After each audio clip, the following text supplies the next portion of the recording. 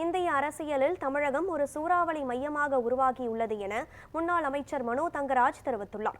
கன்னியாகுமரி மாவட்டம் கிள்ளியூர் தெற்கு ஒன்றியம் சார்பில் தமிழ்நாடு அரசின் பட்ஜெட் விளக்க பொதுக்கூட்டம் கீழ்குளம் பகுதியில் நடைபெற்றது.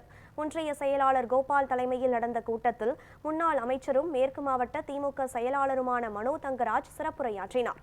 அப்போது மிகப்பெரிய அரசியல் சூறாவளியின் மையம் சென்னையில் உருவாகியிருக்கிறது என்று அவர் தெரிவித்தார். பெரிய புயல்லாம் வந்து அந்த எபி சென்டர் எங்கன்னு பார்ப்போம். ஒரு பெரிய அரசியல் சூறாவளிக்கான ஒரு எபி சென்டர் இன்றைக்கு வந்து சென்னையில் உருவாகி இருக்கிறது. காரணம், இந்த தேசத்தில் இருக்கக்கூடிய பல தலைவர்களுக்கு வந்து இந்த தேசத்தின் முன்னால் இருக்கக்கூடிய அச்சுறுத்தல்களை எண்ணி பார்க்கக்கூடிய ஒரு நிலைமைக்கு இன்றைக்கு வந்திருக்கிறது. அதை நம்முடைய தலைவர் அவர்கள் நம்முடைய இயக்கம் இன்றைக்கு உருவாக்கி இருக்கிறது. அதை எல்லோரும் வியந்து பாராட்ட வேண்டும்.